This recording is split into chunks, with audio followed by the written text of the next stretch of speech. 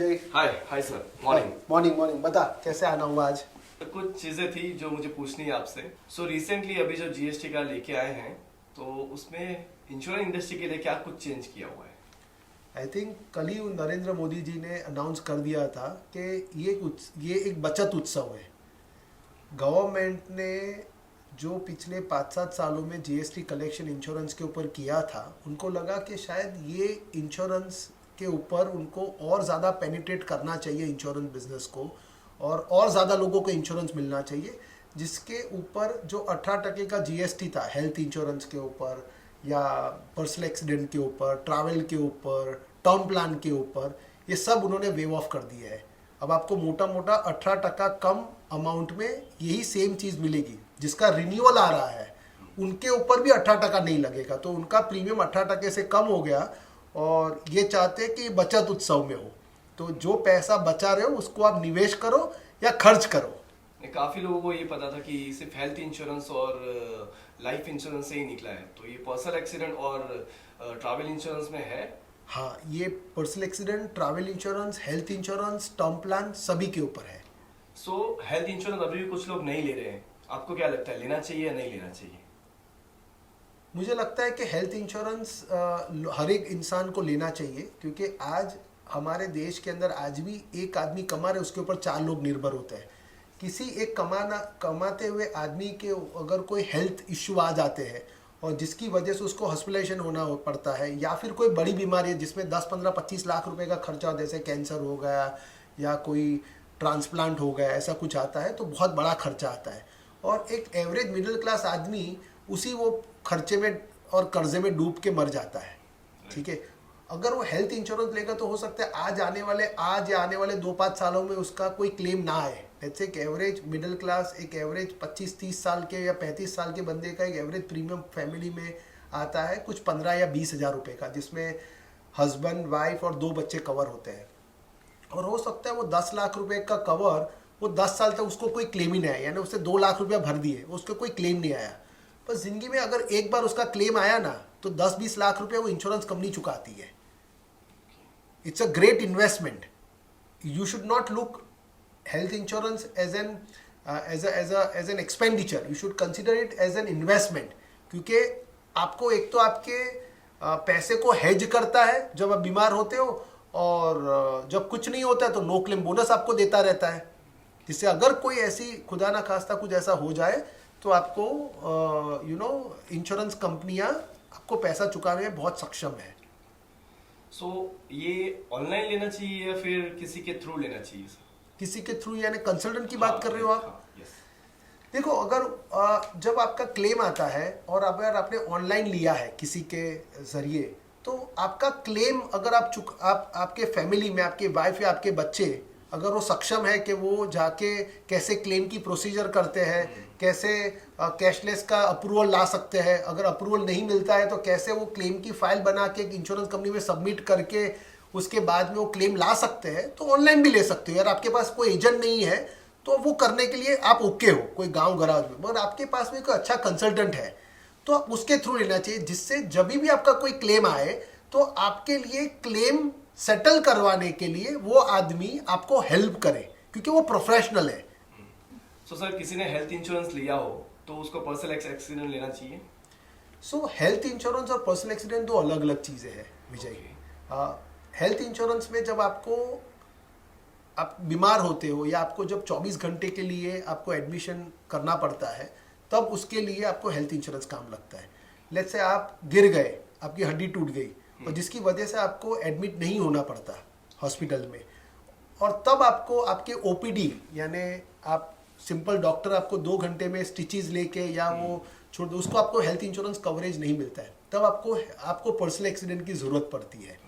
Personal accident ना सिर्फ वो ओपीडी कवर करता है, but let's say for example आपकी हड्डी टूट गई और आपको लेट्स से 3 महीने के लिए घर पे रहने के लिए बोला है, तो आपको वो जो आपको एक्सरे करवाने का, दवाई लेने का या डॉक्टर का खर्चा हुआ है 2 घंटे में या उसके बाद में फॉलोअप के अंदर, वो तो मिलेगा ही मिलेगा, पर उसके अलावा 3 महीने जो आप ऑफिस नहीं जा पाओगे, तो उसके लिए भी हर वीकली लेट्स से आपका पगार 1 लाख रुपए का किसी का है और 25,000 रुपये का उसका अगर वीकली कॉम्पेंसेशन है तो 25,000 रुपया भी हेल्थ इंश्योरेंस अरे पर्सनल एक्सीडेंट कंपनियां देती है। इसके अलावा अगर मानो किसी तरह से मृत्यु हो जाती है, अभी ये एक्सीडेंट में किसी की एक्सीडेंटल डेथ हो जाती है तो पैसा मिलता है। एक्सीडेंट में डेथ नहीं हो जाती बट हाथ पैर या आंख परमानेंटली चले जाते हैं तब उनको एक लमसम बड़ा पैसा मिलता है। इसके अलावा जैसे मैंने आपको कहा ऐसा कुछ नहीं हो बट अगर सिर्फ घर पे रहना पड़ा तो उसके लिए मिलता है। कल उठ के आपके डेथ हो जाती है तो बच्चे की स्कूल का एजुकेशन मिलता है, लोन कवरेज मिलता है आपको। उसके अंदर मैंने जैसे कहा कि आपका मेडिक्लेम एक अलग रोल प्ले करता है बट इसमें अगर मानो आपका ओपीडी कवरेज मिलता है एंड बहुत सारे और कवरेजेस है। वर्ल्ड वाइड कवर होता है usually health personnel accident policy. तो हर इंसान को सबसे पहले पर्सनल एक्सीडेंट लेना चाहिए, उसके बाद हेल्थ इंश्योरेंस लेना चाहिए। और पर्सनल एक्सीडेंट पॉलिसी जो होती है बहुत महंगी नहीं होती है। एक तो आप गवर्नमेंट की स्कीम चल रही है जिसमें हर बैंक में से आपको 12 रुपए या 20 रुपए में कुछ मिल रहा है, 2 लाख का, आपको वो भी लेना चाहिए। और साथ ही साथ में मेरे ख्याल से 2-4 हज़ार रुपए में आपको 25 लाख रुपए का कवरेज मिलता है अच्छी हेल्थ इंश्योरेंस, अच्छी पर्सनल एक्सीडेंट कंपनी का, तो वो भी आपको लेना चाहिए जिसमें ये सब कवरेजेस अवेलेबल होने चाहिए। मतलब आप समझिए दिन का 10 रुपये में आप बढ़िया से बढ़िया पर्सनल एक्सीडेंट पॉलिसी खरीद सकते हो जिसमें आपका मृत्यु हो जाए तो पैसा मिलेगा, डिसेबिलिटी पे पैसा मिलेगा, ओपीडी का पैसा मिलेगा, वीकली कॉम्पेंसेशन मिलेगा, बच्चों की स्कूल की फीस मिलेगी, ईएमआई अगर आपके कोई चल रहा है, अगर आपकी मृत्यु हो जाती है या टोटल डिसेबिलिटी हो तो आपकी कोई ईएमआई चल रहा है उसके लिए भी पैसा मिलता है। ये सब अगर 2,500-3,000 में मिलेगा, साल के 2,500-3,000 रुपये, तो दिन का 10 रुपये 8-10 रुपया होता है। किसी भी इंसान को सबसे पहले पर्सनल एक्सीडेंट लेना चाहिए, उसके बाद हेल्थ इंश्योरेंस लेना चाहिए, उसके बाद टर्म प्लान लेना चाहिए। तो फिर ये टर्म प्लान और पर्सनल एक्सीडेंट में क्या डिफरेंट है? पर्सनल एक्सीडेंट किसी भी तरह के एक्सीडेंटल, जैसे सीढ़ियों से गिर गए, बाइक चलाते हुए एक्सीडेंट हो गया, गाड़ी चलाते एक्सीडेंट हो गया, कुछ सिर पे गिर गया, वो एक्सीडेंट है। बट आपकी नेचुरल डेथ हो जाती है, किसी की हार्ट अटैक आ जाना, किसी बीमारी से मृत्यु हो जाना, तो उसको कहते हैं नेचुरल डेथ। नेचुरल डेथ होती है तब टर्म प्लान ट्रिगर होता है। आपका एक्सीडेंट में डेथ होगा तो भी टर्म प्लान पैसा देगा और नेचुरल डेथ हो गई तो भी टर्म प्लान पैसा देगा। बट पर्सनल एक्सीडेंट सिर्फ और सिर्फ अगर एक्सीडेंटल में डेथ होती है तब वो पैसा देता है। तो आपके हिसाब से टर्म प्लान किस एज पे लेना चाहिए? आई थिंक कोई भी चीज जब आदमी पहली बार कमाना शुरू करता है तब उसको अपने, जैसे एक आदमी की एवरेज 25,000 रुपये की मंथली सैलरी है एग्जाम्पल, और उसने लेट्स से 22-23 साल का लड़का है या लड़की है, तो उसको एक बजट बना लेना चाहिए कि मुझे हर महीने मेरे 25,000 में से महीने के 2,000 रुपये यानी या 2,500 रुपये मुझे इंश्योरेंस के लिए, सबसे पहले इंश्योरेंस, इतना एडवर्टाइजिंग IRDA कर रहा है कि सबसे पहले इंश्योरेंस, तो उसके अंदर क्या क्या वो 2,500 रुपये क्या क्या आदमी को कवर कर लेना चाहिए। खुद का पर्सनल एक्सीडेंट, खुद का हेल्थ इंश्योरेंस और खुद का टर्म प्लान। ये तीनों चीज मोटा मोटा छोटा छोटा चीज आप खरीदोगे तो मेरे ख्याल से महीने के 2,500 रुपये में सब कुछ हो जाता है। बट आपकी लाइफ की सिक्योरिटी बढ़ जाती है।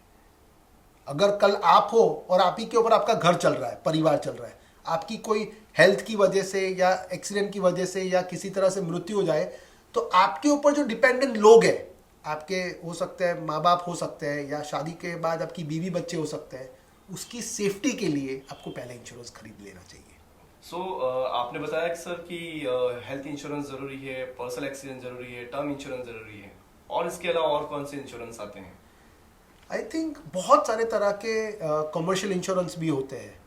जैसे आप अगर आउट ऑफ कंट्री ट्रैवल करने जाते हो तो आउट ऑफ कंट्री के लिए आपको ओवरसीज ट्रैवल इंश्योरेंस मिलता है। जैसे आप कोई कंट्री में घूमने गए, दुबई या सिंगापुर या किसी भी कंट्री में 5-10 दिन के लिए गए, वहाँ पे मेडिकल बहुत महंगा है। उस टाइम पे आप एक अच्छे कंसल्टेंट के थ्रू आप वो 500,000 रुपया दे के आप एक $1,00,000 का आप इंश्योरेंस लेके जाइए। $1,00,000 USD यानी तकरीबन 90 लाख रुपए का इंश्योरेंस आपको साला, मतलब आपको 10 दिन के लिए कुछ 800,000 रुपये में मिलता है। जहाँ पे आपके पासपोर्ट चोरी हो जाए या आपके वहाँ पे फ्लाइट डिले हो जाए या कनेक्टिविटी में प्रॉब्लम आ जाए या आपकी होटल बुकिंग बाउंस हो जाए या आपको बीच में से वापस आना पड़े छुट्टियां कैंसिल करके due to some family emergency, ये सब 800-900 रुपये में आपको ट्रैवल इंश्योरेंस को कवर कर लेना चाहिए। जैसे ट्रैवल इंश्योरेंस हो गया। जैसे कोई बिजनेसमैन है तो उसके लिए उसका स्टॉक का इंश्योरेंस, उसके गोडाउन का इंश्योरेंस, उसके एम्प्लॉय का इंश्योरेंस, उसकी फैक्ट्री का इंश्योरेंस। पार्टी उड़ जाती है, आपने अगर आप प्रोडक्शन बिजनेस में हो या मैन्युफैक्चरिंग के बिजनेस में हो जहां पे आप किसी को उधार माल दे रहे हो, राइट, और वो पार्टी, आगे वाली पार्टी आपको पैसा ना दे, तो उसको बोलते हैं क्रेडिट रिस्क पॉलिसी, वो ले सकते हो। साइबर पॉलिसीज, आपके मोबाइल में या आजकल रैंसम वायरसेस या टेक्नोलॉजी की वजह से काफ़ी मोबाइल हैक हो जाते हैं, इंटरनेट की वजह से आपके कंप्यूटर हैक हो जाते हैं, आपके पास कोई रैंसम वायरस आके या किसी तरह का अटैक खुद करते हो कंप्यूटर्स के ऊपर, तो आपको साइबर इंश्योरेंस आपको हेल्प करेगा। आपके अगर पैसे चले गए तो साइबर इंश्योरेंस ले सकते हो आप। कोई आजकल नवरात्रि का सीज़न चल रहा है, तो नवरात्रि में आई थिंक गरबा ऑर्गेनाइजर्स जो होते हैं वो इंश्योरेंस लेते हैं अपने भक्त या अपने जो खिलैया होते हैं उनके लिए, उनके ऊपर कोई कल स्टेज आर्टिस्ट ना आए, उनके लिए बहुत ज़्यादा बारिश हो जाए या कोई इवेंट किसी वजह से कैंसिल करना पड़े तो इवेंट इंश्योरेंस करते हैं। स्कूल में बच्चों का इंश्योरेंस होता है। आप जिस घर में रहते हो, जिसमें अपने सबसे ज़्यादा टाइम बिताते हो, सबसे ज़्यादा पैसा जिसमें आपका इन्वेस्ट होता है, तो कहीं ना कहीं आपके घर का इंश्योरेंस, उस घर के अंदर फर्नीचर का इंश्योरेंस, आपके TV, fridge, AC, mobile, laptops, घड़ी, ये सबके इंश्योरेंस होते हैं विजय। आपका ये हॉस्पिटल इंडस्ट्री से क्या, हॉस्पिटल इंडस्ट्री में क्या इंश्योरेंस ले सकते हैं हम, लाइक डॉक्टर्स को आप कैसे इंश्योरेंस दे पाओगे? आई थिंक एक डॉक्टर जो है ना, बहुत मेहनत करने के बाद में एक डॉक्टर बनता है, उसके बहुत ज़्यादा पढ़ाई करता है, उसके बाद बहुत बड़ा इन्वेस्टमेंट करने के बाद में एक हॉस्पिटल खोलता है। अगर उससे कोई गलती हो जाए या एरर हो जाए उसके पेशेंट को चेक करने में, या कोई मरीज को ऊपर नीचे हो जाए, उस समय एक पेशेंट अपने डॉक्टर के ऊपर केस करता है निग्लिजेंस का। उस समय वो डॉक्टर अपनी पूरी पूंजी लगा देता है वो केस लड़ने के लिए। अगर कल पैसा चुकाना पड़े कंज्यूमर फोरम में, तो वो पेशेंट को उनको बड़ा लंबा चौड़ा पैसा देना पड़ता है। उसकी वजह से डॉक्टर का एक इंश्योरेंस होता है called professional indemnity. Professional indemnity उसकी बहुत सारी चीज़ें कवर करता है। लेट्स से फॉर एग्जांपल उसके ऊपर कोई शू कर दे, मतलब कोई केस कर दे, तो उसको जवाब देना पड़ता है कोर्ट के कोई वकील के थ्रू। तो वकील का पैसा, मतलब जो नोटिस देने का खर्चा लगता है उसका पैसा इंश्योरेंस कंपनी चुकाती है। कल कोर्ट में लड़ना पड़ेगा तो उसके लिए लड़ने के लिए पैसा चुकाना पड़ेगा। उसके बाद अगर वो केस हार जाता है तो पेशेंट को पैसा चुकाना पड़ेगा, वो इंश्योरेंस कंपनी चुकाती है। कोई आके तोड़ फोड़ करके जाएगा आपके हॉस्पिटल के अंदर, उसका पैसा मिलता है। कोई आपके स्टाफ की गलती की वजह से आपके ऊपर बदनामी, आपकी हॉस्पिटल के ऊपर बदनामी होती है, उसके लिए पैसा होता है। ये सब इंश्योरेंस के अंदर कवर मिलता है डॉक्टर्स को, और हर डॉक्टर को ये कवरेज मेरे ख्याल से 10-12 हज़ार रुपये सालाना प्रीमियम में मिल जाता है, 1 करोड़ रुपए तक का इंश्योरेंस। अब देखो, ये नवरात्रि के बाद तो अभी शादियों का सीजन स्टार्ट होगा, तो शादियों के में आप कैसे इंश्योरेंस दे पाओगे? आपने हॉस्पिटल का तो बताया हमें, तो शादियों में कैसे दे पाओगे आप इंश्योरेंस? उसको कहते हैं विजय, उसे कहते हैं इवेंट इंश्योरेंस। सिर्फ शादी नहीं, बहुत सारे और, आपकी एंगेजमेंट का इवेंट हो सकता है या शादी का इवेंट हो सकता है, या और कोई किसी ओकेजन का आपका कोई इवेंट आ रहा है आपके घर में बड़ा, और हो सकता है आप उसके लिए पहले से 6-12 महीने पहले से प्रिपरेशन कर रहे हो। आप किसी बड़े आर्टिस्ट को बुला रहे हो, या अरिजीत सिंह या किसी बड़े सिंगर को, या किसी कैटर्स वाले को या मंडप वाले को आपने पहले से होटल बुक करवा ली है, और हो सकता है ड्यू टू सम अनफोर्स इंसिडेंट्स वो इवेंट को कैंसिल करना पड़े, तो उसके लिए इंश्योरेंस इज अवेलेबल। उसको कहते हैं इवेंट इंश्योरेंस, जिसमें आपके जो खर्चे किए हैं वो सब आपको इंश्योरेंस कंपनी चुकाती है। सर, मेरा एक सवाल था कि आने वाले सालों में इंश्योरेंस इंडस्ट्री का क्या ग्रोथ रहेगा इंडिया में? ये शायद तेरे खुद के लिए क्वेश्चन तो नहीं है मेरे लिए ये ठीक है। सो इंश्योरेंस है ना, जब भी कोई इकोनॉमी बड़ी होती है उसमें इंश्योरेंस बहुत बड़ा रोल प्ले करता है। जैसे आज हिंदुस्तान के अंदर make in India, internal consumption की बातें हो रही है, ज़्यादा प्रोडक्शन, चाहे डिफेंस हो या सेमीकंडक्टर हो या सोलर इंडस्ट्री हो, और काफ़ी सारे इंडस्ट्री के अंदर गवर्नमेंट ने, कल मोदी जी ने कहा फ्रॉम चिप टू शिप सब इंडिया में बनना चाहिए। तो ये जो चीज़ है ना, वो प्रोडक्शन के ऊपर और मैन्युफैक्चरिंग के ऊपर, इंडस्ट्री के ऊपर गवर्नमेंट बहुत ज़्यादा फोकस कर रही है। जब ये लोग बड़ी इंडस्ट्री लगाएंगे तो ऑफकोर्स इंश्योरेंस उन लोगों को चाहिए। बड़ा सक्सेसफुल आदमी हमेशा इंश्योरेंस लेके चलता है। जो छोटा आदमी, जो गरीब माइंडसेट का आदमी होता है ना, वो कभी इंश्योरेंस नहीं खरीदता है, बट अमीर माइंडसेट का आदमी हमेशा आपका इंश्योरेंस लेके चलता है। और जिसकी वजह से आने वाले 10 सालों में मुझे लगता है डबल डिजिट में ग्रोथ एक्सपेक्टेड है इंश्योरेंस इंडस्ट्री का, जहाँ पे ये सभी इंडस्ट्रीज को इंश्योर करना पड़ेगा। इनके प्रॉब्लम्स, इनके लेबर के इंश्योरेंस हो गए, उनके प्रोडक्ट्स के इंश्योरेंस हो गए, उनकी प्रॉफिटेबिलिटी के इंश्योरेंस, लॉस ऑफ प्रॉफिट, जैसे अगर कोई मानो किसी आग लगने की वजह से अगर वो फैक्ट्री बंद रहती है तो उसका लॉस होगा प्रॉफिट का, उसका भी इंश्योरेंस होता है।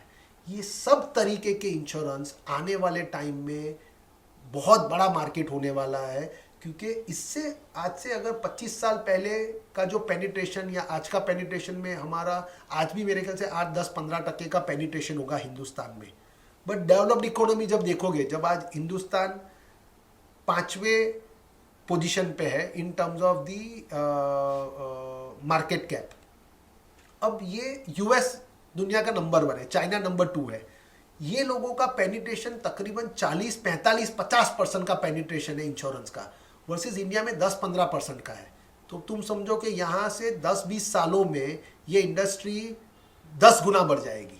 तो ठीक है विजय, थैंक यू सर, आपने काफी इंफॉर्मेशन दी है हमें। थैंक यू फॉर कमिंग, और आते रहो ऐसे ही। Yes sir. तो हम बात करते रहेंगे।